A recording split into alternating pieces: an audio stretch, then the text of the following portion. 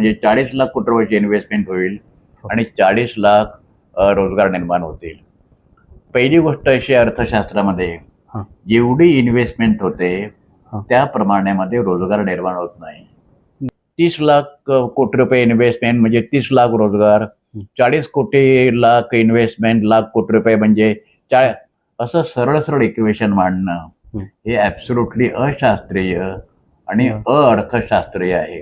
Democracy of the ED, by the ED and for the ED.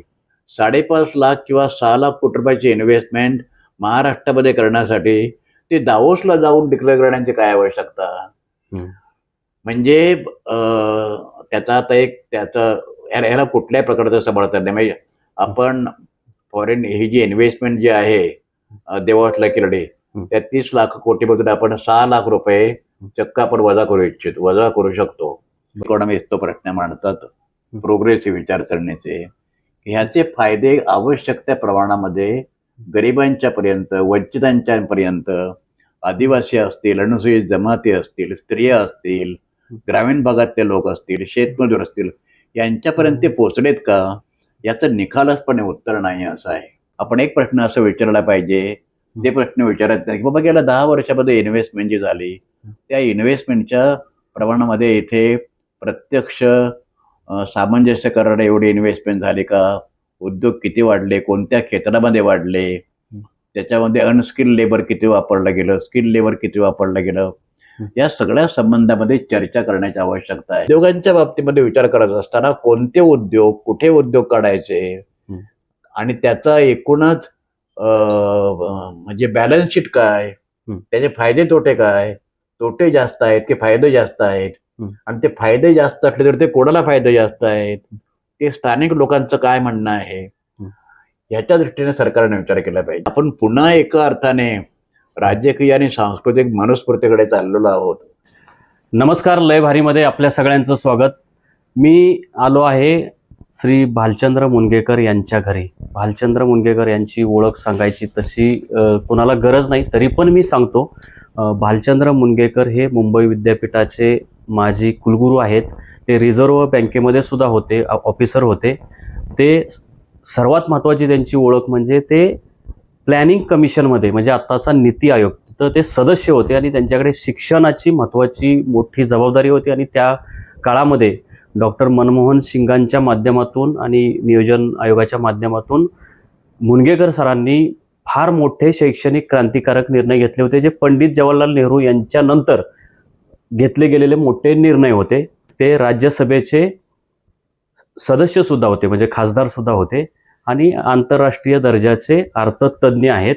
आणि आज मी इथं त्यांना भेटायला येण्यामागचं कारण असं आहे की आपले मुख्यमंत्री देवेंद्र फडणवीस हे दावोसला जाऊन आलेले आहेत आणि त्यांनी 30 लाख कोटीचे करार केलेले आहेत. तर हे जे एवढे आगडबंब केलेले जे करार आहेत तर ते किती खरे आहेत, खोटे आहेत, ते किती परिणाम आपल्या महाराष्ट्रावर करणार आहेत, चांगले वाईट, तर या अनुषंगाने मी मुनगेकर सरांशी चर्चा करणार आहे. तर सर, लय भारीमध्ये तुमचं स्वागत. नमस्कार. तर सर, हे आता सगळ्याच वृत्तपत्रांमध्ये आणि चॅनलमध्ये जोरदार चर्चा चालू आहे की देवेंद्र फडणवीस यांनी 30 लाख कोटीचे इतके मोठे करार केलेत, जणू काही आता महाराष्ट्र आपला कर्जमुक्तच होईल असं वाटायला लागले. आणि भरपूर 10 लाख लोकांना काहीतरी त्यांनी रोजगार मिळणार आहेत वगैरे असं म्हटलेलं आहे. 30 लाख लोकांना 30 लाख लोकांना. तर तुम्ही अर्थतज्ञ आहात, तुम्ही इतकं केंद्र सरकारमध्ये राज्यात विद्यापीठात काम केलेलं आहे, तुम्ही अर्थतज्ञ आहात, तर तुमचा अभ्यास काय सांगतो? पहिल्यांदा तुषार, तुमच्या लय भारी चॅनलच्या वतीने या प्रश्नावर, या मुद्द्यावर आणि या विषयावर तुम्ही चर्चा ऑर्गनाईज केली याबद्दल मी तुम्हाला धन्यवाद देतो आणि अभिनंदन करतो. बऱ्याच दिवसाने मी प्रसारमाध्यमांच्या समोर एका विशिष्ट विषयावर माझी मतं व्यक्त करत आहे. या प्रसंगी आपण महाराष्ट्राच्या संबंधामध्ये दावोसमध्ये नेमकं काय झालं याची चर्चा करण्यापूर्वी थोडं आपण दावोसची पार्श्वभूमी नेमकी काय आहे हे आपण जर श्रोत्यापर्यंत जर घेऊन गेलो तर ते मला वाटतं अधिक त्याचा संदर्भ त्यांच्या लक्षामध्ये येईल. 1971 नंतर जागतिक अर्थव्यवस्थेसमोर आणि विशेषतः भांडवलीशाही समोर एक फार मोठा पेचप्रसंग उभा हळूहळू विकसित होत गेला. आणि 1971मध्ये ह्याची सुरुवात झाली आणि नंतर तो क्रायसिस पुढे पुढे पुढे तो अधिक गंभीर होत गेला. 2008मध्ये अमेरिकेमध्ये सब प्राईम क्रायसिस ज्याला म्हणतात, घराच्या समस्येमुळे तो एक ग्लोबल फायनान्शियल क्रायसिस झाला. आणि मग आता संबंध जग, विशेषतः अमेरिकेच्या नेतृत्वाखाली, आणि अमेरिकेला त्याच्यामुळे स्वतःला त्याचा इनिशिएटिव्ह घेऊन नेतृत्व करायचं आहे. एक जागतिक भांडवलशाहीची पुनर्रचना करण्याचं एक आव्हान भांडवलशाही देशांच्या समोर आहे. आणि योगायोगाची गोष्ट अशी आहे की 24 डिसेंबर 1971ला वर्ल्ड इकॉनॉमिक फोरम, जी दावोसला, जी आता परवा 56वी त्यांची मीटिंग कॉन्फरन्स झाली 4 दिवसांची, ती दावोसला स्थापन झाली. दावोस हे स्वित्झर्लंडमध्ये एक कॅन्टॉन सिटी आहे. आणि ही NGO म्हणजे नॉन गव्हर्मेंटल ऑर्गनायझेशन अशा प्रकारची एक संस्था स्थापन झाली, जी वर्षातून एकदा दावोसला भेटते. ती ती NGO आहे, ती कुठल्याही प्रकारची युनायटेड नेशनसारखी अशी संघटना नाही. पण त्याला इतकं महत्त्व प्राप्त झालेलं आहे कारण जगातील सर्व देशांचे प्रतिनिधी, प्रमुख देशांचे, आता ह्या वेळेला जवळजवळ 60 देशांचे प्रतिनिधी, मुख्य म्हणजे heads of the state, economist, policy makers, NGOज, पर्यावरणवाले, स्त्रीमुक्तीवाले, सगळ्या प्रकारचे लोक असं एक जागतिक मेळावा असा ह्या दावोसला भरतो. आणि तो ह्या एकूणच संपूर्णपणे 800 कोटी लोकसंख्या जी जगाची जी आहे त्याच्याशी त्यांच्या जीवनमरणाचे प्रश्नसुद्धा या ठिकाणी स्पर्श केले जातात. अशा प्रकारचे विषय तिथे हँडल केले जातात.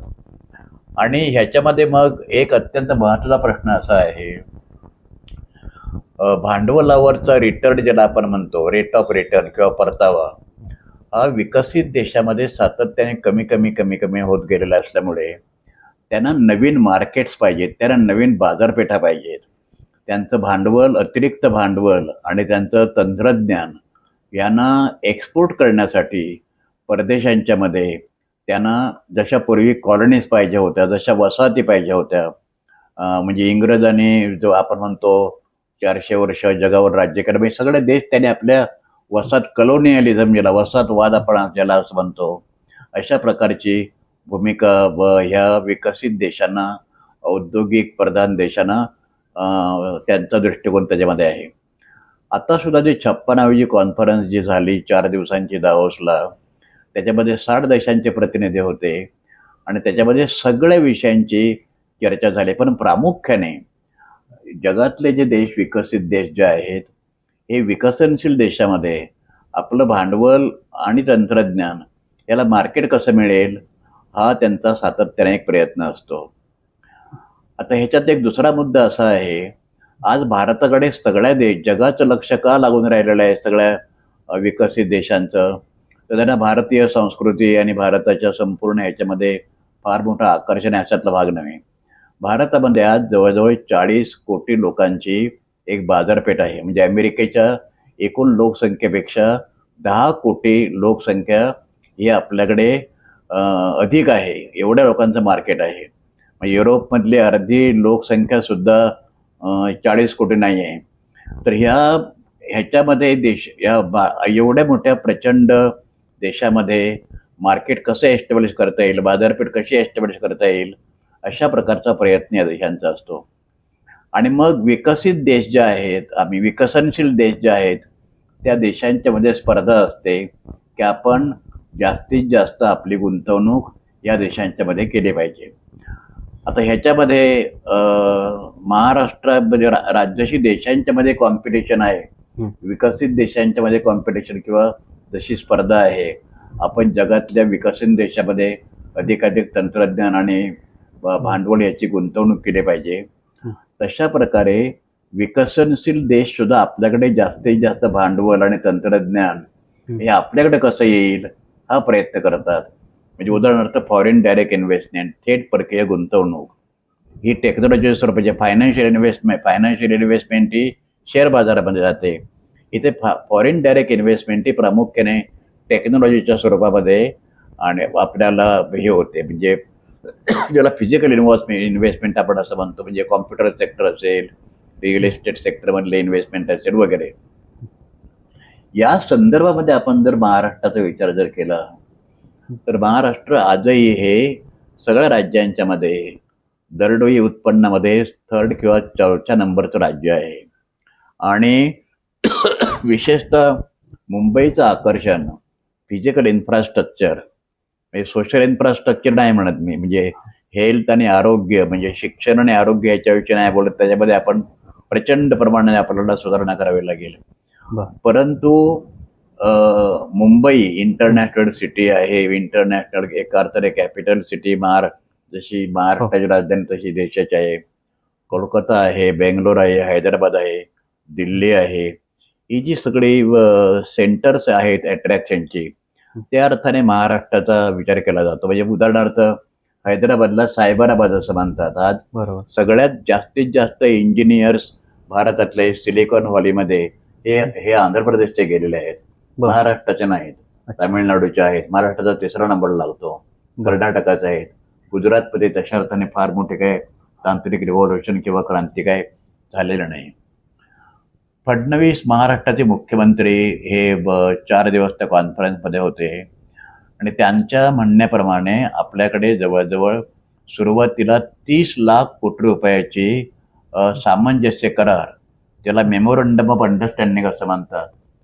आता हे MOU म्हणजे काय आहे, सामंजस्य करार म्हणजे काय आहेत, तर त्या सामंजस्य करारामध्ये ज्या अटी असतात, ही जी इन्व्हेस्टमेंट किंवा गुंतवणूक जे करतात, ही गुंतवणूक अनकंडिशनल नाही. त्याच्यामध्ये त्यांच्या कंडिशन्स असतात आणि त्या कंडिशन्स फुलफिल झाल्या तर ते इन्व्हेस्टमेंट करतील. ते काही मुक्त इन्व्हेस्टमेंट किंवा मुक्त गुंतवणूक असं नव्हे की आपल्याकडे सगळ्यात जास्त पण आपण फेकून द्या किंवा कुठे इन्व्हेस्टमेंट करावा असा भाग नाही.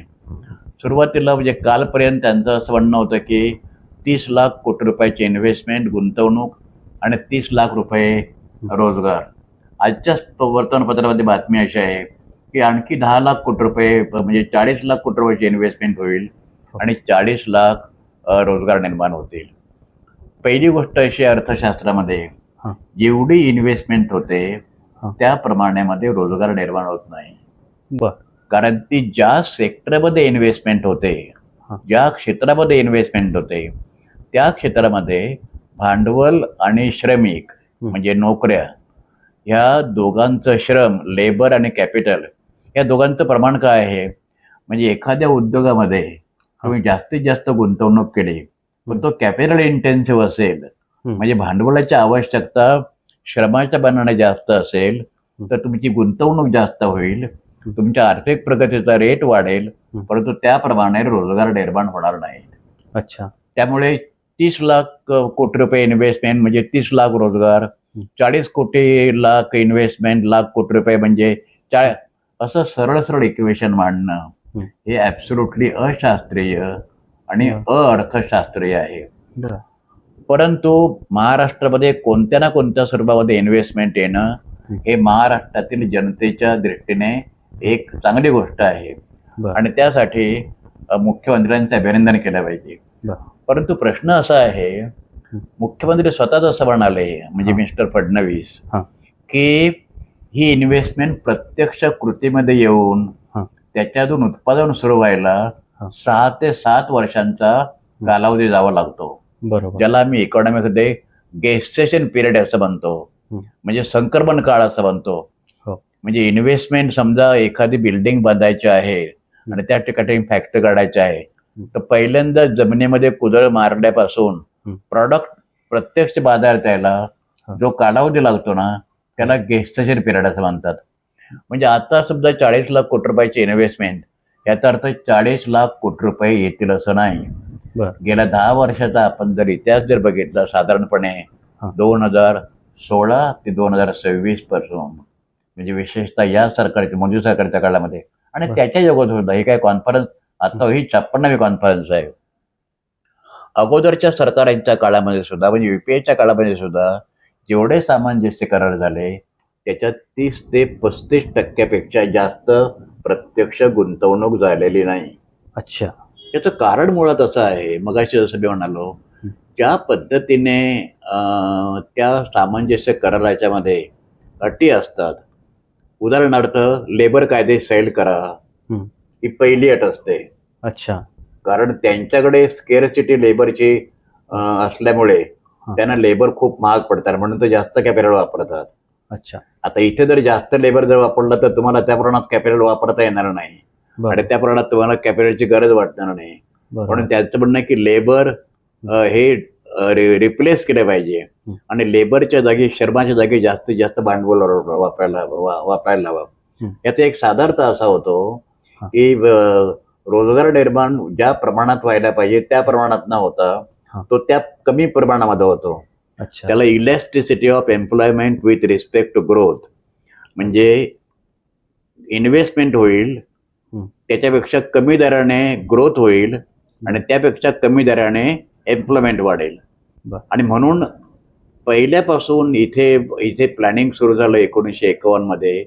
तिथपासून लोकांची अशी मागणी आहे की इथे पॉप्युलेशन जास्त असल्यामुळे, श्रमिक जास्त असल्यामुळे आपल्या इकॉनॉमीमध्ये, भारतीय अर्थव्यवस्थेमध्ये जास्तीत जास्त श्रमसघन टेक्नॉलॉजीचा आपण वापर केला पाहिजे.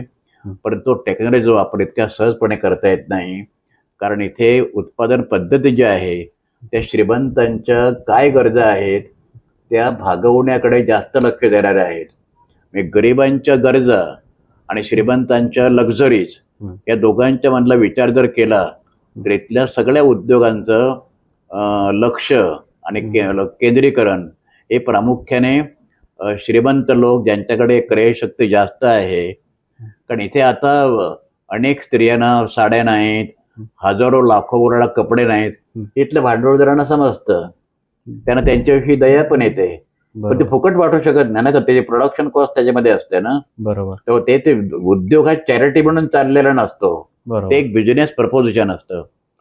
तेव्हा अशा प्रकारे मुळामध्ये माझं असं म्हणणं आहे की हे 30 लाख कोटी रुपये, 40 लाख कोटी रुपये मी महाराष्ट्र सरकारला अशी विनंती करेन, म्हणजे देवेंद्र फडणवीस महाराष्ट्राचे मुख्यमंत्री, की गेल्या 10 वर्षामध्ये म्हणजे महाविकास आघाडीचं सरकार गृहीत धरून महाराष्ट्रामध्ये गेल्या 10 वर्षामध्ये किती नेमकी इन्व्हेस्टमेंट झाली, ती त्या प्रमाणामध्ये जी सामंजस्य करार झाले त्या प्रमाणात ती काय नाही झाली, ती कोणत्या सेक्टरमध्ये झाली, ते सेक्टर एम्प्लॉयमेंट ओरिएंटेड होते की भांडवल ओरिएंटेड होते, त्याचे पर्यावरणीय परिणाम काय झाले, त्याचे लेबर लॉजवर परिणाम काय झाले, या सगळ्याची महाराष्ट्र सरकारने एक श्वेतपत्रिका काढावी. अच्छा. म्हणजे लोकांना विश्वासात घेतल्यासारखं होईल. इथे कसं आहे, इथलं सरकार, शासन हे लोकप्रतिनिधी नियुक्त असल्यामुळे जनता ही या ठिकाणची सार्वभौम आहे. त्यामुळे नेमकं काय चाललेलं असतं वरच्या लेवलला हे खालच्या लोकांच्या पर्यंत जातच नाही ना. दुर्दैवाने या देशातले वर्तमानपत्र सुद्धा जो कोणता पक्ष सत्तेधारी असतो त्या पक्षाचीच रीव ओढण्याचं काम ते करत राहतात. अर्थात भारतीय जनता पक्ष 2014 मध्ये सत्तेवर येण्यापूर्वी एक लिबरल क्रिटिक, म्हणजे सरकारच्या धोरणाचं क्रिटिसिझम करणं, विरोध नोंदवणं, आपली मतं मांडणं स्वच्छपणे, स्पष्टपणे, हे स्वातंत्र्य ज्या प्रमाणामध्ये होतं त्या प्रमाणामध्ये निश्चितपणे आज वर्तमानपत्र किंवा अकॅडमिशियन ते काही बोलतात डेअरिंग करून, काही धैर्य दाखवतात वगैरे म्हणून, पण तशा प्रकारचं फ्रीडम आणि तशा प्रकारचं स्वातंत्र्य हे गेल्या 10-11 वर्षामध्ये उत्तरोत्तर कमी होत चाललेलं आहे. हा एक महाराष्ट्राला, ह्या एक देशाला एक फार मोठा धोका आहे. आणि उचलून तुरुंगात टाकतात बोलणाऱ्यांना. आमच्या असं आहे की म्हणजे डायरेक्टली एखाद्या असं आहे की आता म्हणजे इथे झालंय आता असं की democracy of the people, for the people, by the people असं म्हणण्याच्या ऐवजी democracy of the ED, by the ED and for the ED अशा प्रकारचं झालेलं आहे. लोकांच्या डोक्यावर इतकी टांगते तलवार असतं की आपल्याला, लोकांना भीती वाटतं की उद्या आपण जर समजा. आणि दुसरी गोष्ट अशी आहे की सरकार सुद्धा, आपण लोकशाही का स्वीकारली, तर आपण लोकशाही स्वीकारली, आपण आपल्याला स्वतःचं मत, फ्रीडम ऑफ एक्सप्रेशन हे फंडामेंटल राईटमध्ये आहे, मूलभूत अधिकारामध्ये आहे. प्राईम मिनिस्टर म्हणून नेहरूंच्यावर जेवढी टीका झाली तेवढी टीका भारतामध्ये कोणत्याही प्राईम मिनिस्टरवर झाली नाही. इंदिरा गांधींनी 100 गोष्टी चांगल्या केल्या, पण त्याने इमर्जन्सी आणली 1975 मध्ये आणि 18 महिने जवळजवळ 1.5 ते 2 लाख लोकांना तुरुंगात ठेवलं. याच्या पलीकडे लोकांना इंदिरा गांधीने बाकीच्या 100च्या चांगल्या गोष्टी केल्या. हो. त्या लोकांना त्याचा काही संबंध नाही. बरोबर. आता झालंय असं, आता इथे ब्र जरी काढला तर लोकांना पटकन वाटतं की आपल्याला कशाला कशाला गुंतवतील का. तरीही मला असं वाटतं काही लोक त्या निमित्ताने प्रयत्न करत आहेत.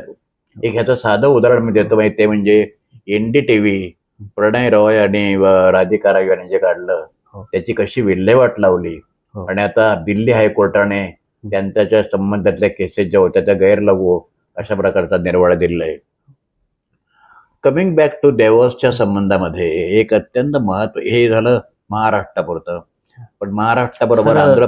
त्यालाच जोडून एक प्रश्न विचारू का? तुम्ही मगाशी असं म्हणालात की ते जे सांगतायत देवेंद्र फडणवीस ते अशास्त्रीय आहे आणि दुसरं आजच ते म्हणजे अवाजवी आहे, ते म्हणजे अवाजवी आहे.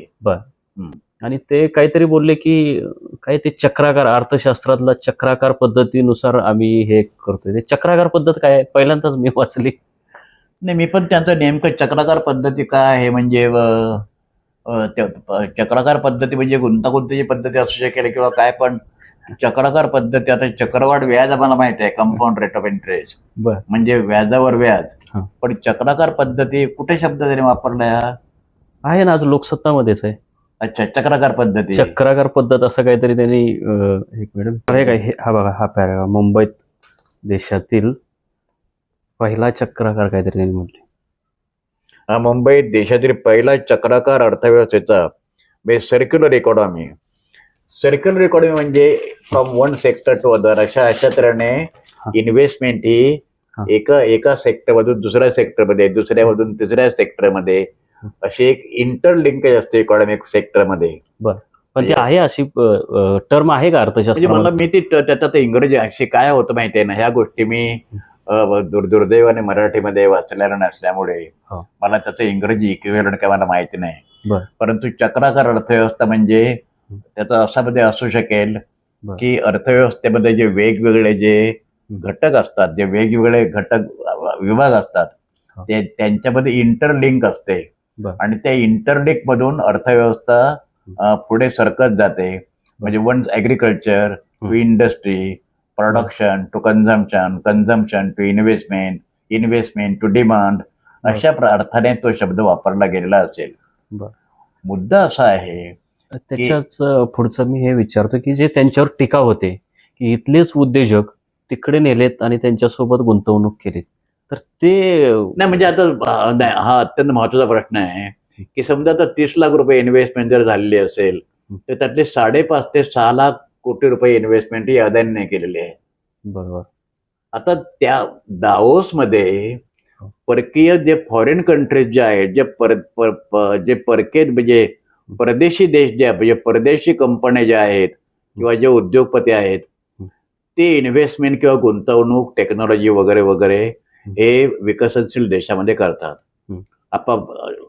इथे आपल्याला अदानीनं 5.5 लाख किंवा 6 लाख कोटी रुपयाची इन्व्हेस्टमेंट महाराष्ट्रामध्ये करण्यासाठी ते दावोसला जाऊन डिक्लेअर करण्याची काय आवश्यकता? म्हणजे त्याचा आता ह्याला कुठल्याही प्रकारचं समर्थन नाही. म्हणजे आपण फॉरेन ही जी इन्व्हेस्टमेंट जी आहे देवॉस लकीकडे, त्या 30 लाख कोटीमधून आपण 6 लाख रुपये चक्क आपण वजा करू शकतो. कारण ती डोमेस्टिक इंडस्ट्री म्हणजे उद्या रिलायन्स असेल किंवा उद्या अजिम प्रेमजी फाउंडेशन असेल किंवा टाटा असेल किंवा बिर्ला असेल किंवा LLT असेल, लोडाची बी तिकडे ह्या लोकांनी इन्व्हेस्टमेंट महाराष्ट्रामध्ये करायची आणि ती द्यावसला करायला कुठल्या प्रकार, आय डोंट थिंक ह्याच्यामध्ये एक आता मी तो लोक त्याला इव्हेंट पाहिजे असं म्हणतात राजकारणामध्ये. पण आता मी संसदीय लोकशाही आणि मॅनरिझम पाळल्यामुळे मी इव्हेंट पाहिजे मी शब्द वापरत नाही. पण मला सांगायचा मुद्दा असा की ह्या स्पर्धेमध्ये आंध्र प्रदेश, गुजरात, उत्तर प्रदेश, झारखंड, केरळ ही राज्य पण गेली होती. म्हणजे राज्य सुद्धा आपापल्या या तिकडे स्पर्धा करतात आणि महाराष्ट्रात जी गुंतवणूक झाली ते एकंदर देशातल्या इन्व्हेस्टमेंट किंवा गुंतवणुकीपैकी जवळजवळ 80% इन्व्हेस्टमेंट ही महाराष्ट्रात झाली, अशा प्रकारचं चित्र आहे. प्रश्न असा आहे की ह्या इन्व्हेस्टमेंटमुळे त्याचा कल्याणकारी राज्यावर नेमका काय प्रभाव पडू शकेल. हा. म्हणजे इथे आरोग्याचा प्रश्न आहे, हेल्थचा प्रश्न आहे, पिण्याच्या पाण्याचा प्रश्न आहे, एन्व्हायरमेंट किंवा क्लायमेटचा प्रश्न आहे, इथे नद्यांच्या पाण्याचा प्रश्न आहे, इथे प्रदूषणाचा फार मोठा प्रश्न आहे. दिल्लीमध्ये मध्यंतरी 2 महिने लोक श्वास देखील घेऊ शकत नव्हते. म्हणजे लोकांना चांगल्या प्रकारची हवा मिळणं किंवा drinking water, safe drinking water मिळणं, या सगळ्या गोष्टींचा परिणाम काय होतो. म्हणजे आर्थिक प्रगतीचं प्रयोजन काय. आर्थिक प्रगती ही फॉर द सेक ऑफ आर्थिक प्रगती, की आर्थिक प्रगतीमुळे ज्या लोकांना गेल्या 10, 15, 20, 30 वर्षामध्ये, विशेषतः 1991 मध्ये नवीन आर्थिक धोरण सुरू केल्यानंतर जी आर्थिक प्रगती झाली ते साधारणपणे 1991 ते आजपर्यंत, म्हणजे ती 10 वर्ष आणि 25 वर्ष, 35 वर्षामध्ये देशाची आर्थिक प्रगती त्याच्या अगोदरच्या 35 वर्षापेक्षा अधिक वेगाने झालेली आहे. बर. परंतु याचे फायदे जे आहेत, जो मुद्दा मी 1991 पासून युनिव्हर्सिटीमध्ये प्राध्यापक असल्यापासून ते प्लॅनिंग कमिशन पर्यंत, राज्यसभेपर्यंत सातत्याने मांडत आलेलो आहे, आणि अनेक इकॉनॉमिस्ट तो प्रश्न मांडतात प्रोग्रेसिव्ह विचारसरणीचे, ह्याचे फायदे आवश्यक त्या प्रमाणामध्ये गरिबांच्या पर्यंत, वंचितांच्या पर्यंत, आदिवासी असतील, अनुसूचित जमाती असतील, स्त्रिया असतील, ग्रामीण भागातले लोक असतील, शेतमजूर असतील, यांच्यापर्यंत ते पोचलेत का, याचं निखालसपणे उत्तर नाही असं आहे. त्यामुळे तुम्ही हा प्रश्न फक्त महाराष्ट्रात नाही, हा प्रश्न संबंध भारतीय अर्थव्यवस्थेचा आहे. इथे सर्वसामान्य माणूस जो मागासलेला आहे, जो वंचित आहे, ज्याला कुठल्या प्रकारचं स्वतःच्या पायावर उभं राहण्याचं सामर्थ्य नाही, असा माणूस या देशामध्ये अर्थव्यवस्थेचा कधीच केंद्रबिंदू नव्हता. Not even today. इव्हन 1951 पासून सुद्धा आपण विचार जर केला तर आपल्याकडे असं की आधी पहिल्यांदा उत्पन्न वाढवा आणि नंतर मग त्याचं डिस्ट्रीब्युशन करा, असं होत नाही कधी. म्हणजे उदाहरणार्थ घरामध्ये असं म्हणतात की पहिल्यांदा cake, size of the cake वाढवा आणि मग वाटप करा. पण साईज ऑफ द केक वाढवल्यानंतर जो अधिक सशक्त असेल तो माणूस त्याचा जास्तीत जास्त वाटा घेऊ शकेल, आणि जो दुर्बल असेल त्याला काहीच मिळणार नाही. आता हे महाराष्ट्रापुरतं झालं. पण एकंदर याच्या पलीकडे आपण जाऊन जर विचार केला तर आता आपण इंटरनॅशनल फायनान्शियल कॅपिटलिझम म्हणजे आंतरराष्ट्रीय वित्तीय भांडवलशाहीकडे आपण आहोत. म्हणजे आता इंडस्ट्री ओरिएंटेड इन्व्हेस्टमेंट नाही, म्हणजे इंडस्ट्रियल कॅपिटलिझम म्हणजे औद्योगिक भांडवलशाही, जी पहिल्यांदा युरोपमध्ये, इंग्लंडमध्ये वगैरे झाली, आणि त्याच्यातून नंतर फायनान्शियल कॅपिटल. आता आपण इंडस्ट्रियल प्रोडक्शन मध्ये आपण नाही. म्हणजे आज इंडस्ट्रीचं एकूण शेअर भारतामध्ये 25% गेली 20 वर्ष कॉन्स्टंट आहे. शेतीचा 50%वरनं 12%वर आलेला आहे. आणि सर्व्हिसेस सेक्टरचा शेअर हा साधारणपणे 22 ते 25%वरून 62%वर गेलेला आहे. आज मुंबई शहरामध्ये एकही मॅन्युफॅक्चरिंग युनिट नाही. 210 गिरण्या इथे होत्या, त्या गिरण्या बंद पडल्या. अगोदर शहरामध्ये सुद्धा होतं. आता मुंबई हे सर्व्हिस सेक्टर ओरिएंटेड अशा प्रकारचं शहर झालेलं आहे. आणि त्यामुळे जे फायनान्स कॅपिटलचा मुख्य मुद्दा असा असतो की ती गुंतवणूक प्रामुख्याने शेअर कॅपिटलमध्ये येते, ती शेअर मार्केटमध्ये. म्हणजे असं आहे की तुमच्याकडे खरी इकॉनॉमी म्हणजे उत्पादन ज्याला म्हणतात, शेतीचं असेल, औद्योगिक क्षेत्राचं, ती that is called real economy. ती रिअल इकॉनॉमी तुमची वाढली जरी नाही तरी सुद्धा शेअर मार्केटमध्ये शेअर्सच्या किमती वाढतात. याचं कारण असं आहे, परदेशी कंपन्या ज्या असतात त्यांना रेट ऑफ रिटर्न जास्त मिळतो शेअर कॅपिटल गुंतवल्यानंतर, ज्याला इन्स्टिट्यूशनल फायनान्शियल इन्व्हेस्टमेंट असं म्हणतात. पोर्टफोलिओ ज्यांचा असतो तो. आता मला जरा ह्या सगळ्या म्हणजे महाराष्ट्रापुरता आपण आता बोलल्यानंतर आणि महाराष्ट्राचं चित्र एकूणच पाहिल्यानंतर, महाराष्ट्रामध्ये इंडस्ट्रियलायझेशन आपण जर बघितलं हा. तर ते इंडस्ट्रियलायझेशन गेल्या 10 वर्षामध्ये झपाट्याने होताना दिसत नाही. बरोबर. म्हणजे एक प्रश्न आपण ते सरकार फडणवीसांचा असो किंवा आणखी दुसऱ्या कोणाचा असो, आपण एक प्रश्न असं विचारला पाहिजे, ते प्रश्न विचारत नाही की बाबा गेल्या 10 वर्षामध्ये इन्व्हेस्टमेंट जी झाली त्या इन्व्हेस्टमेंटच्या प्रमाणामध्ये इथे प्रत्यक्ष सामंजस्य करणारे एवढी इन्व्हेस्टमेंट झाली का, उद्योग किती वाढले, कोणत्या क्षेत्रामध्ये वाढले, त्याच्यामध्ये अनस्किल्ड लेबर किती वापरलं गेलं, स्किल्ड लेबर किती वापरलं गेलं, या सगळ्या संबंधामध्ये चर्चा करण्याची आवश्यकता आहे. दुर्दैवाने गेल्या 10-12 वर्षामध्ये अर्थतज्ञांच्या मध्ये सुद्धा वेगवेगळ्या कारणांच्यामुळे पॉलिसी मेकर्स मध्ये त्याच्यानंतर तुमचे धोरणकर्ते जे आहेत त्यांच्यामध्ये अशा प्रकारची खुली चर्चा आपल्याला होताना दिसत नाही. बरोबर. एक गोष्टीकडे मी तुमचं लक्ष वेधू इच्छितो, ते म्हणजे असं की आता या सगळ्यामध्ये अमेरिका ही अजून सुद्धा सबंध देशाचं राजकीय आणि आर्थिक नेतृत्व करण्याची इच्छा अमेरिकेची प्रबळ आहे. बरोबर. पण अमेरिकेने व्हेनेझुएलाचा अध्यक्ष जे आहेत आणि नवरा बायको दोघांनी तिकडनं पकडून आपल्या देशामधून त्यांना कैद करून ठेवलं. बरोबर. आता अमेरिकेला ग्रीनलँड पाहिजे. म्हणजे अमेरिकेच्या वर्ल्ड इकॉनॉमिक फोरम मध्ये जो अमेरिकेचा नकाशा दाखवला त्याच्या खाली ब्राझील आणि ग्रीनलँड हे दोन्ही दाखवले. त्याला ब्राझीलने कारणे त्यांचे अध्यक्ष आता आहेत त्यांनी प्रचंड त्याने विरोध केला. आता असं झालंय तर अमेरिका आणि युरोपियन युनियन ही दोघं जी नेहमी एकत्र असायचे आता दोघांच्या मध्ये टेन्शन निर्माण झालेले आहेत. कारण असं आहे की अमेरिकेचं निर्विवाद नेतृत्व मान्य करायला युरोपियन देश तयार नाहीत.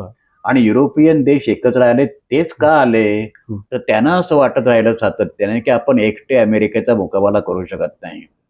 चायना ही एक सुपर पॉवर आहे. चायनाचा विचार केला तर मग युरोपियन देश हे थोडे तटस्थ आहेत. आणि म्हणून जो अग्रलेख ह्याच्यामध्ये आला की नेहरूवियन मॉडेल लोकसत्तेमध्ये, मी पुन्हा त्यांचं असं म्हणणं आहे की आपण या महासत्ताच्या संघर्षामध्ये आता संघर्ष खरा आहे तो चीन आणि अमेरिकेमध्ये आहे. म्हणजे आणखी 10 वर्षामध्ये चीन अमेरिके इतक्या राष्ट्रीय उत्पन्नाच्या पातळीवर जाऊ शकेल. 1997 मध्ये मी जेव्हा पहिल्यांदा चायनाला गेलो तेव्हा मी बेजिंग एअरपोर्टवर वाचलं पुस्तक प्रकाशित, चायना अॅन इकॉनॉमिक पॉवर. 97 मध्ये चायना इकॉनॉमिक पॉवर झाली होती.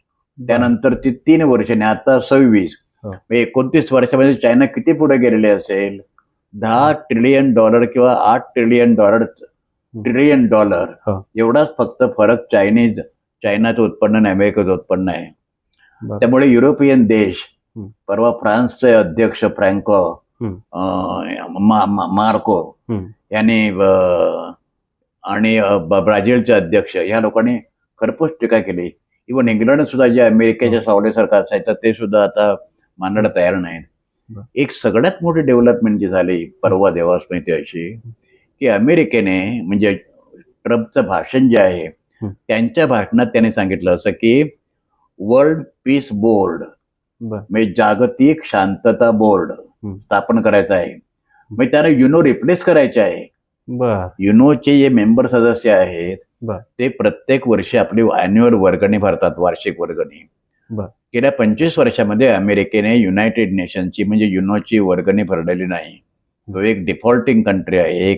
एक ज्याला डिफॉल्टिंग म्हणजे आपण काय म्हणतो मराठीमध्ये, म्हणजे आपला वर्गणी न भरणारा असा देश, डिफॉल्ट करणारा. आणि त्यांना आता युनायटेड नेशन रिप्लेस करून त्यांना world peace forum, world peace board, सुदैवाने त्याच्यामध्ये इंडिया अजून गेलेले नाही. इंडिया तटस्थपणे वेट अँड वॉच असा विचार करते. आता ही युनायटेड नेशनची कल्पना पहिल्या जागतिक महायुद्धानंतर जेव्हा झालं तेव्हा बर्ट्रंड रसेलने सांगितलं की आपल्याकडे एक शांतता कमिटी पाहिजे जागतिक पातळीवर. त्यांना त्याने नाव दिलं वर्ल्ड गव्हर्नमेंट, म्हणजे जागतिक सरकार. आणि ते पुढे 1948 मध्ये त्याचं रूपांतर युनायटेड नेशन्स ऑर्गनायझेशन मध्ये झालं. आता काय आहे, युनायटेड नेशनच्या सिक्युरिटी काउन्सिलमध्ये 5 राष्ट्रांना व्हेटो आहे. अमेरिका, इंग्लंड, फ्रान्स, जर्मनी आणि चायना. आता त्याच्या सिक्युरिटी काउन्सिलमध्ये भारताला अधिकार असावा, व्हेटो असावा. अमेरिकेला ही व्हेटो सिस्टीम रद्द करायची आहे. मी त्यांना कुठल्याही प्रकारे फ्रान्स, इंग्लंड, जर्मनी ह्या देशांना व्हेटो द्यायचा नाही. म्हणजे उद्या अमेरिकेने एखाद्या धोरण जर घेतलं हम्म. आणि ह्या 5 देशापैकी एकाने जरी व्हेटो वापरला हम्म. तरी सुद्धा दुर्दैवाने याची चर्चा झाली नाही. हम्म. या सगळ्या प्रकारामध्ये बर. म्हणजे हे जे वर्ल्ड हा. वर्ल्ड पीस बोर्ड, बोर्ड म्हणजे मंडळ आपण म्हणूया त्यांना, जागतिक जागतिक शांतता मंडळ, बरोबर. म्हणजे युनायटेड नेशन्स ऑर्गनायझेशन, ते टोटल अमेरिकेने इनइफेक्टिव्ह करून टाकलं. अमेरिका त्यातलं काहीच मानत नाही. पण किमान ते नावापुरती संघटना ज्यांना ह्या देशांना महत्व वाटलं ते महत्व सुद्धा ट्रम्पना खलास करायचं आहे. आणि म्हणून ट्रम्प असं म्हणाले की आम्ही ग्रीनलँड घेण्यासाठी बळाचा वापर करणार नाही, पण वी शॅल रिमेंबर, म्हणजे आम्ही हे लक्षात ठेवू. म्हणजे आपण जसे 2 लोकांचे गडबड झाल्यानंतर म्हणतो हे मी लक्षात ठेवीन, इट इज अ वॉर्निंग, हे धमकी आहे. तर अशा प्रकारे ही दावोसची कॉन्फरन्स जी झाली त्याच्यामध्ये ती जरी अनऑफिशियल जरी असली तरी सुद्धा ती एक संधी असते. परंतु त्याच्यामधून मला भीती अशी वाटते की हे सगळे जे करार सगळे जे होतात त्याचे नेमके परिणाम भारतासारख्या विकसित देशामध्ये जंगल आणि जमीन, आता आपण पाहतो गेल्या 10 वर्षामध्ये या नवीन सरकारने म्हणजे विशेषतः मोदी सरकारने गेल्या 10 वर्षामध्ये 11 वर्षामध्ये पर्यावरणाचे, क्लायमेट चेंजचे सगळे नॉर्म्स धाब्यावर बसवले आहेत. बरोबर. ताडोबाच्या जंगलामध्ये सुद्धा ज्या ठिकाणी वाघ राहतात त्या जंगलात सुद्धा खाण प्रकल्प काढू दिलेले आहेत. म्हणजे उद्या असं होईल, आज संपूर्ण जगामध्ये नोकऱ्या, उद्योग, दारिद्र्य निवारण यांच्या इतकाच किंबहुना यांच्यापेक्षा जास्त प्रश्न महत्वाचा हा पर्यावरणाचा झालेला आहे. म्हणजे उद्या ज्या ठिकाणी वाघ राहतात तिथं तुम्ही खाण सुरू केल्यानंतर वाघांचं राहण्याचं क्षेत्र कमी होईल आणि ते अर्बन भागामध्ये घुसतील. बरोबर. आता ते गोरेगावच्या जे सिटी फिल्म सिटी जे आहे तिथं तुम्ही गेलात जर त्या रोडने तर तुम्हाला एक चिता तुम्हाला दिसतो गाड्यातून तुम्ही गेल्यानंतर. आता ते बाहेर येत नाही सुदैवाने, कारण त्यांना ते जंगल आहे. पण तुम्ही सगळं जंगल हे सगळं तुम्ही नष्ट केलं. आता उदाहरणार्थ महाकुंभमेळा जो नाशिक मध्ये भरवत आहेत त्याच्यामध्ये हजारो झाडं, 1800 झाडं त्यामध्ये कापतायत, 100 200 वर्षांची. बरोबर. म्हणजे एक लोकांचं असं म्हणणं आहे की मानवी म्हणजे संबंध सृष्टीचं. आता मला एक गोष्ट अशी कुठली सांगा ज्याचा संबंध वनस्पतीशी नाही. आपण जे जेवतो, आपला संबंध अस्तित्वच वनस्पतीवर आहे. बरोबर. दिवसामध्ये वनस्पती कार्बन डायऑक्साईड घेतात आणि ऑक्सिजन सोडतात आणि रात्री कार्बन प्राणवायू सोडतात ते. आता अशा प्रकारे संबंध आयुष्य तुमचं जर असेल आणि तुम्ही जर रिप्लांटेशन जर करणार आणि तुम्ही किती ज्या प्रमाणात तुम्ही झाडं तोडता म्हणजे त्याला लिमिट नाही आहे. आणि भारतासारख्या देशामध्ये आता माधवराव गाडगीळ निधन झालं त्यांचं बिचाऱ्यांचं. त्यांच्या अंतिम यात्रेला फक्त 25-30 लोक फक्त होते. हा संपूर्ण वेस्टर्न घाट जो आहे जो गुजरात पासून सुरू होतो आणि केरळापर्यंत संपतो, तो घाट तुम्ही उद्या संपवलात तर संपूर्ण भारताचा त्याचा परिणाम हिमालयावर सुद्धा होईल असं लोकांचं म्हणणं आहे. अरे बापरे. हिमालय सुद्धा आपल्या सरकतोय आता हळूहळू. आता त्याच्यामध्ये जे मला इतका क्रायसिस होईल उद्या त्यानंतर याचा सरकार गंभीरपणे विचार करताना दिसत नाही. दुसरं शेवटचा मुद्दा मला, I don't know whether your asking again, पण मला स्वतःला असं वाटतं की संबंध जगाचा आर्थिक, सामाजिक, राजकीय हे संबंध भवितव्य जे आहे हे आज तरी मला असं वाटतं अनसर्टन आहे. आणि अनसर्टन मी साधा शब्द वापरतो, खरं ते अंधकारमय आहे. अरे वा. शिक्षणाचं खाजगीकरण चाललेलं आहे भारतात मोठ्या प्रमाणावर. 60% कॉलेजेस आणि युनिव्हर्सिटी खाजगी क्षेत्रामध्ये आहेत. 70% विद्यार्थी खाजगी क्षेत्रामध्ये जातात. फी स्ट्रक्चर या देशातल्या गरीब सोडा, वर्किंग क्लास सोडा, मध्यम वर्गाला देखील परवडणार नाहीये. तुम्हाला डीम युनिव्हर्सिटीमध्ये 1.5 कोटी रुपये, 1 कोटी रुपये, इंजिनिअरिंगला 50 लाख, 40 लाख. तुम्हाला उद्या उच्च मध्यम वर्ग सुद्धा ज्यांच्याकडे ब्लॅक मनी नाही त्यांना या देशातले शिक्षणाचे दरवाजे पूर्णपणे बंद होतील. महाराष्ट्रामध्ये 18,000 शाळा बंद करतायत. त्याचा परिणाम मुलींच्या शिक्षणावर होईल, दलितांच्या शिक्षणावर होईल. फुल्यांनी सांगितलं की शिक्षण एका शिक्षणाच्या ह्याच्यामुळे सगळे बेचिराग झालं. म्हणजे आपण पुन्हा एका अर्थाने राजकीय आणि सांस्कृतिक मनुस्मृतीकडे चाललेलो आहोत आणि हे फार धोक्याचं आहे. तुम्ही कुठला शब्द वापरला? राजकीय आणि राजकीय, सांस्कृतिक हा. या सगळ्या अर्थाने विचार आपण जर केला तर राजकीय मनुस्मृती मी शब्द वापरला. अच्छा, मी ते मुळातच पॉलिटिकल ते आहे, बरोबर. पण एक धोक्याची घंटा अशी आहे, भारतासारख्या देशामध्ये ज्या ठिकाणी अजूनही 40-50 लोकांना उपजीविकेचं नीट साधन नाही, अशा लोकांच्या दृष्टिकोनातून आर्थिक प्रगतीचा विचार केला तर महाराष्ट्रामध्ये इन्व्हेस्टमेंट किंवा भारतामध्ये इन्व्हेस्टमेंट येणं ही चांगली गोष्ट जरी असली तर ती पुरेशी गोष्ट नाही. अच्छा, सफिशियंट असणं आणि पुरेशी असणं ह्या जर वेगळ्या गोष्टी आहेत. म्हणजे आपण मराठीमध्ये म्हणतो, आपण दात असले तर चणे नाहीत आणि चणे असले तर दात नाहीत. मग खाण्यासाठी चणे पाहिजेत, परंतु दात असल्यानंतर चणे जर नसले समजा, म्हणजे परस्पर चणे आणि दात यांचं कोरिलेशन जे आहे ना, संबंध, परस्पर संबंध, तसे संबंध आर्थिक प्रगती आणि सर्वसामान्य माणसाचं जीवनमान उंचावणं ह्याच्याशी आहे. आर्थिक प्रगती 6%, 7.5%, 7% झाली आणि सर्वसामान्य माणसाचं जीवनमान हे जर त्या प्रमाणात वाढलं नाही, त्या प्रगतीचे सगळे फायदे धनिकांच्या पर्यंत. म्हणजे आजही मुंबईमध्ये 80 लाख लोक झोपडपट्टीमध्ये राहतात. म्हणजे एका बाजूला तुमच्याकडे 40, 50, 60, 70 माळ्याच्या इमारती उभ्या आहेत, तुमच्याकडे ड्रेनेज सिस्टीम नाही, तुमच्याकडे पाणी पुरवठा नाही, तुमच्याकडे ट्रान्सपोर्ट सिस्टीम नाही, पाण्याचा निचरा होण्यासाठी तुमच्याकडे जागाच नाही, कारण संपूर्ण जमीन राहिलीच आहे ना, सिमेंटच फक्त आहे. सिमेंट काय पाणी शोषण घेऊ शकत नाहीत. बरोबर. त्यामुळे इथे आता ह्याच्यावर इतकं लिहिलेलं आहे इंग्रजीमध्ये, म्हणजे मोठ्या मेट्रोपॉलिटन सिटीची ग्रोथ कशी होते, कोणते प्रॉब्लेम होतात, अशा प्रकारचं अर्बन स्ट्रक्चर इथे फक्त चाललंय काय, ब्रिजेस फक्त बांधणं, फ्लायओव्हर बांधणं हे आवश्यक आहेत. पण केवळ ब्रिजेस आणि फ्लायओव्हर म्हणजे प्रगती नव्हे, केवळ मेट्रोची 6 मार्गिका काढणं म्हणजे प्रगती नव्हे, या आवश्यक गोष्टी आहेत.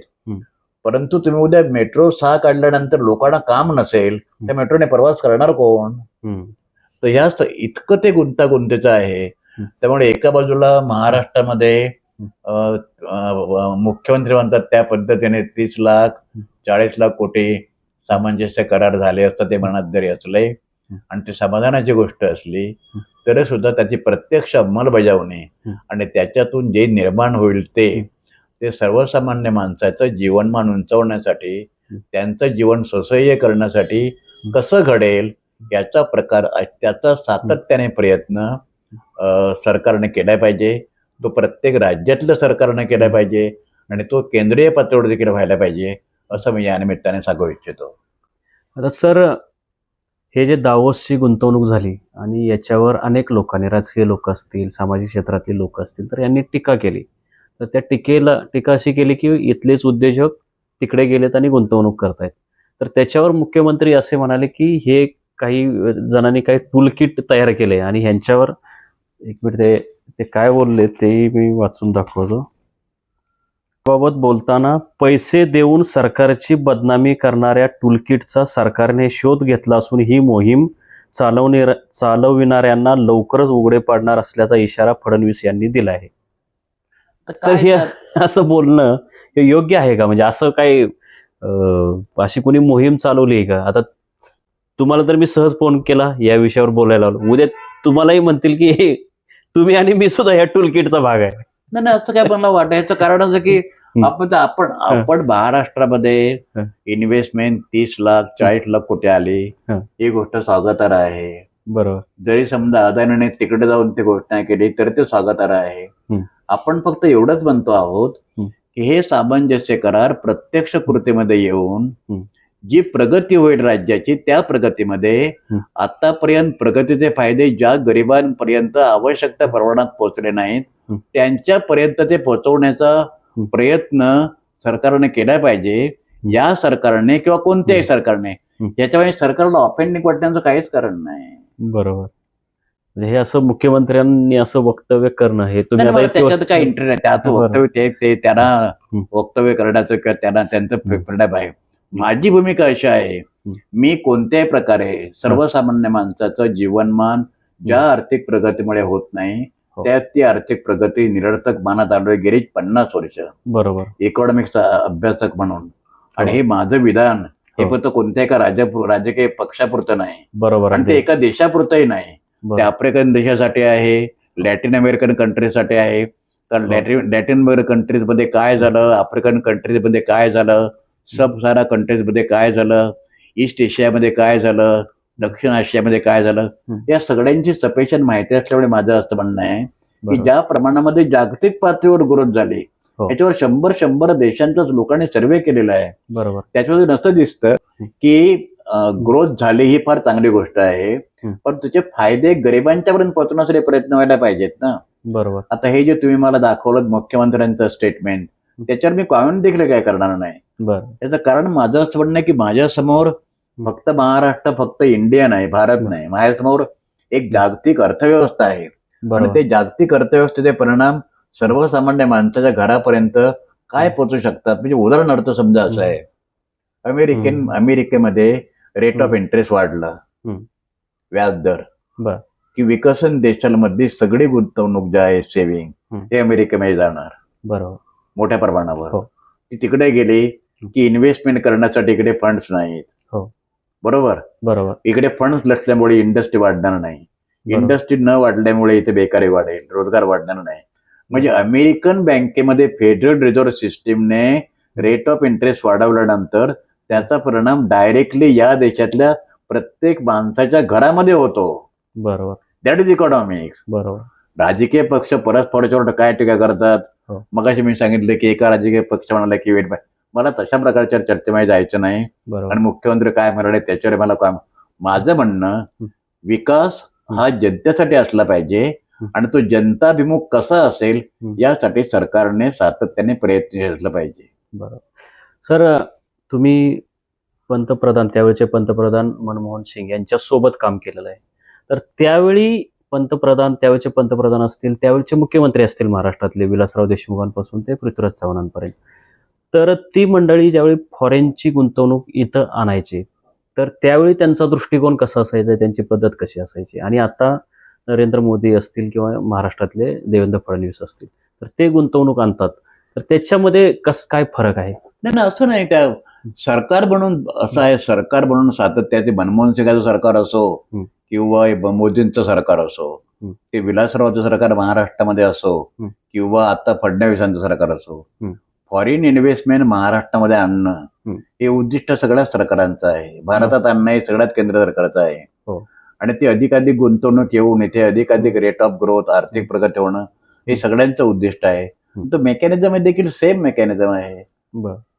पण त्या काळात सर असे टाटांसारखे उद्योजक ज्यांचा सामाजिक दृष्टिकोन होता असे, म्हणजे त्यांचं वर्चस्व चांगलं होतं. बजाज सारखे जे सामाजिक याच्यातही काम करतात. बरोबर. आता हे अंबानी, अदानी यांच्याविषयी फारच चर्चा व्हायला लागली.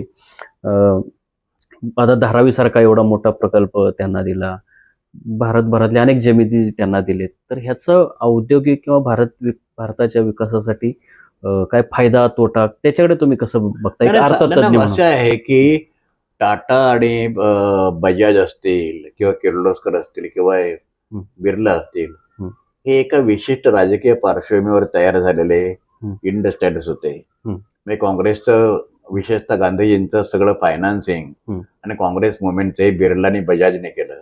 बरोबर. गांधीजी सुद्धा बिर्ला हाऊसमध्ये शेवटपर्यंत राहत होते. त्यावेळी अदानी आणि अंबानी किंवा तत्सम जे कोणी उद्योगपती असतील, देशाला उद्योगपतींची आवश्यकता असते. बरोबर.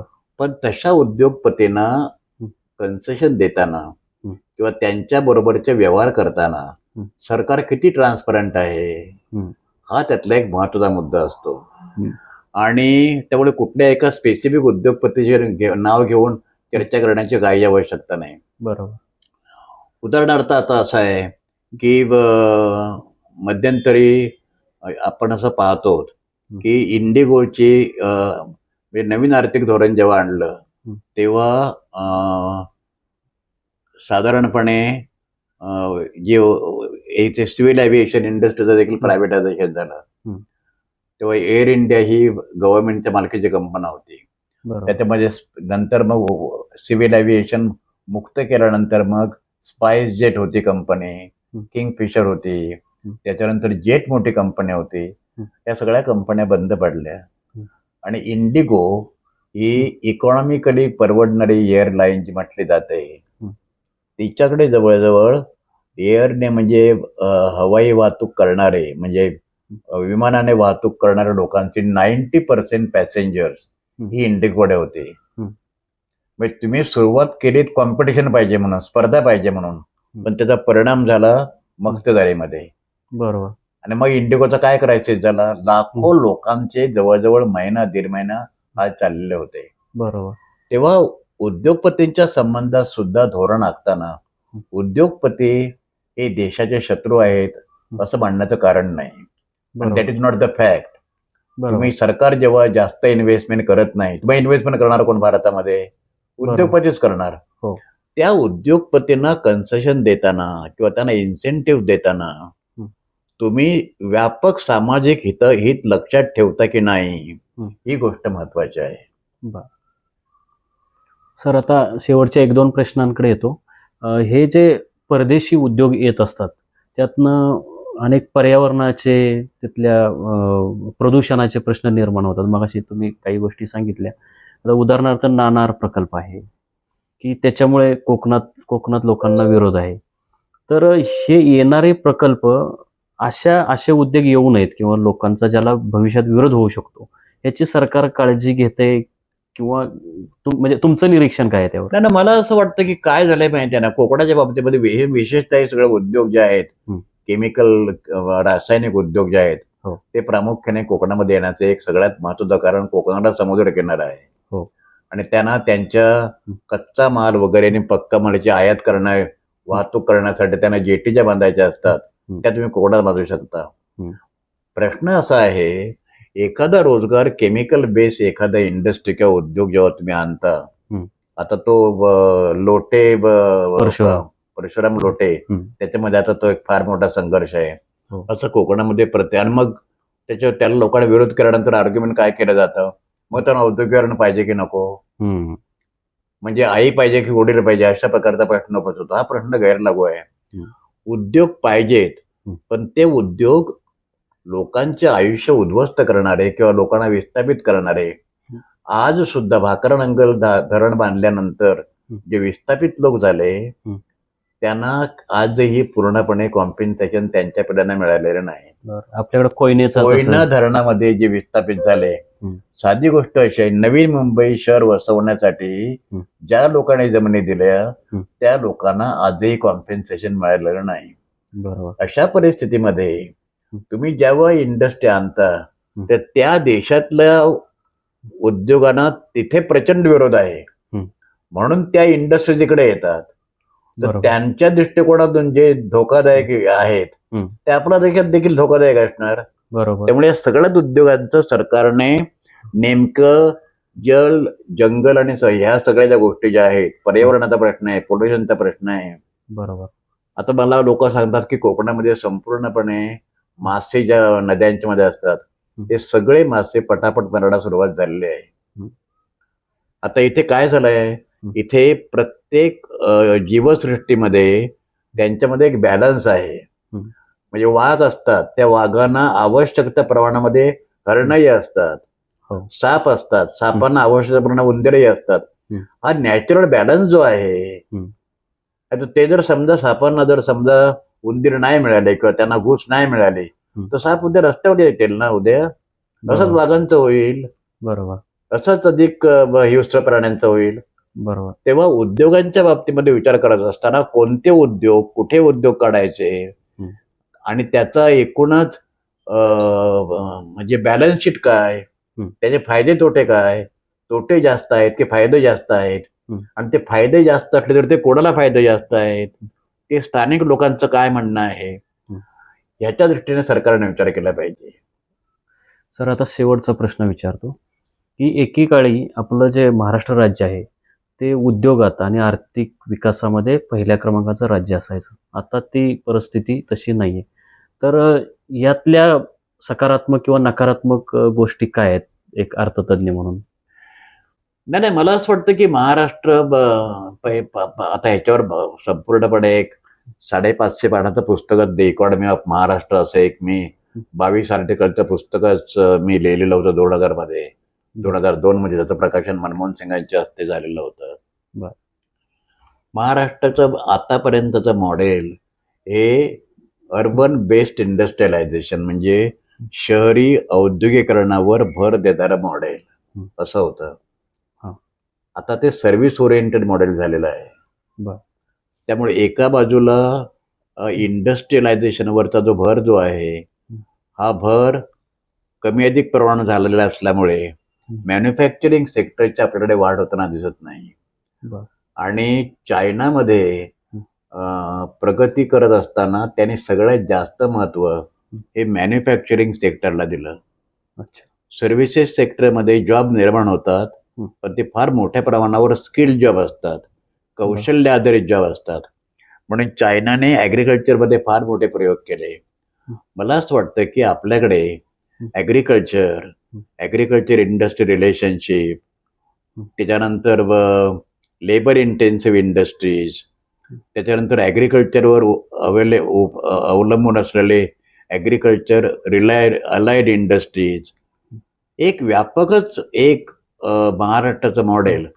तर महाराष्ट्राच्या अर्बन बेस्ड डेव्हलपमेंट मॉडेल जे आपण स्वीकारलं त्याचं एक फार मोठं नुकसान झालं. म्हणजे समजा आता कसं आहे की जर महाराष्ट्राच्या दरडोई उत्पन्नातून मुंबई महाराष्ट्रातून वगळली समजा, तर तुम्ही डायरेक्टली झारखंडच्या लेवलला बसू शकाल. बरं. म्हणजे मुंबई, नाशिक, पुणे, औरंगाबादचा काही भाग आणि नागपूरचा काही भाग वगळला तर तुम्ही दरडोई उत्पन्नामध्ये बिहारच्या पण खाली जाल. बरं. ही जी अर्बन सेंट्रिक ग्रोथ जी झालेली आहे ती विकेंद्रित करून कमीत कमी व्हिलेज बेस्ड नाही, जसं गांधी म्हणत होते त्या पद्धतीने, पण टाउन बेस्ड तरी तुम्ही ते करण्याची आवश्यकता आहे. ज्या ठिकाणी लोकांचं पार्टिसिपेशन असेल, लोकांना वेगवेगळ्या प्रकारची स्किल्स मिळतील, लोकांना वेगवेगळ्या प्रकारचे एंटरप्रेन्योरशिप लोकांना मिळेल, मार्केटिंग लोकांना करता येईल, ग्रामीण भागामध्ये एक डिमांड तयार होईल, त्या डिमांडमधून शहरी उत्पादनाला मागणी मिळेल, शहरी उत्पादनामध्ये औद्योगिकरणामध्ये म्हणजे अर्बन ह्याच्यामध्ये त्यांचे काही प्रमाणामध्ये सर्व्हिसेसमध्ये इंडस्ट्रीमध्ये. पण आता मोठ्या शहरांच्यामध्ये म्हणजे आता कुठल्याच शहरामध्ये, चेन्नईमध्ये गेलो, हैदराबादमध्ये गेलो, मी बेंगलोरमध्ये गेलो, सगळ्या शहरांच्यामध्ये इंडस्ट्रियलायझेशन पूर्णपणे आउट ऑफ द मेट्रो सिटीच्या बाहेर गेलेलं आहे. म्हणजे ब्रहण मुंबई आपण जे सगळं तुम्ही आता ते डोंबिवली कल्याणच्या पुढे तुम्हाला ते दिसतील. आणि हे विकासाच्या प्रक्रियेमध्ये हे अपरिहार्य असतं. परंतु विकासाच्या प्रक्रियेमध्ये ते अपरिहार्य जरी असलं तर त्याच्यातून जे विस्थापित जे होतात आणि ते डेव्हलपमेंट प्रोसेसच्या बाहेर फेकले जातात, ते फेकले जाऊ नये याच्यासाठी व्यवस्था करणं हे कल्याणकारी राज्यव्यवस्थेचं काम असतं. तशा प्रकारची कल्याणकारी राज्यव्यवस्था ही भारताला अपेक्षित आहे, इतर राज्यांनाही अपेक्षित आहे आणि ती महाराष्ट्राला सुद्धा अपेक्षित आहे. धन्यवाद सर. तुम्ही हे जे दावोस करार झालेले आहेत, दावोस करार असेल आणि जगभरामध्ये एकूणच औद्योगिक क्षेत्रामध्ये आणि राजकीय क्षेत्रामध्ये जे काही बदल होत आहेत आणि आपला भारत त्या अनुषंगाने कुठे आहे आणि काय करायला पाहिजे, उद्योग कुठले येत आहेत, ते कुणासाठी येत आहेत, त्याचे फायदे कुणासाठी होतील, अशी अतिशय सर्वंकष अशी तुम्ही माहिती दिली. याचा निश्चितच आमच्या लय भारीच्या प्रेक्षकांना, आपल्या महाराष्ट्रातील जनतेला अर्थ लावण्यासाठी उपयोग होईल. आपले खूप खूप आभार. धन्यवाद.